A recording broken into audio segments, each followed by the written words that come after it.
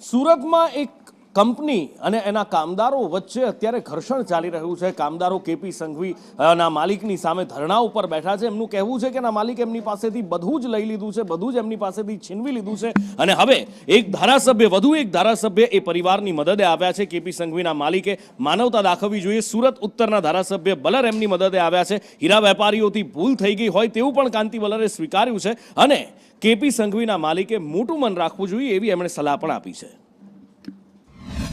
આ મારા વિસ્તારમાં આ મિની બજાર વિસ્તાર આવેલો છે અને આ લોકોએ ઘણા વર્ષો પહેલાં ધંધો કરેલો। આ લોકો જે વેપારી છે એની પાસેથી ડાયમંડ રફ લીધી છે, તો એ લોકોને કંઈક 8-10 જણા છે એમને કંઈક નુકસાની ગયેલી। પછી ડાયમંડ એસોસિએશનમાં આ લોકો ગયા, ડાયમંડ એસોસિએશનમાં આ લોકોએ મિટિંગ કરેલી અને ત્યાં આ લોકોએ ચૂકવણું આપેલું અને વેપારી ચૂકવણું લઈ લીધેલું, પણ એના ચેક એ વખતે એની પાસે રહી ગયેલા।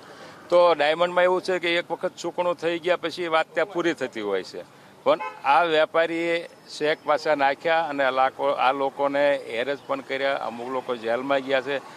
તો આ લોકો આજે અપા પર બેઠા હતા અને હું કુમાર સાહેબ એમની મુલાકાતે આવ્યા છે અને એટલું ચોક્કસ કહીએ કે લેડીઝ ઉપર કેસ થાય ન થવા જોઈએ। અને એક પ્રતિનિધિ તરીકે, એમના ધારાસભ્ય તરીકે અમે એને સહકાર આપવા આવ્યા છીએ। ચર્ચાઓ ચાલે છે પોલીસ સાથે, શું થાય જોઈએ છે। બાકી તો જે લોકો ભોગ બન્યા છે, જે અરજદારો છે, એ જે લડાઈ લડી રહ્યા છે એને સંપૂર્ણપણે અમે એને સહકાર આપીશું। અનેક સમાજના અને ઉદ્યોગના અગ્રણીઓ બધાને મળ્યા છે અને સમાજના બધા જ અગ્રણીઓ અને ઉદ્યોગના અગ્રણીઓએ એ વેપારી સાથે વાત પણ કરી છે અને પણ મળ્યા છે। અનેક પ્રયત્ન થયા છે સમાધાન માટેના, પણ થઈ શક્યું નથી।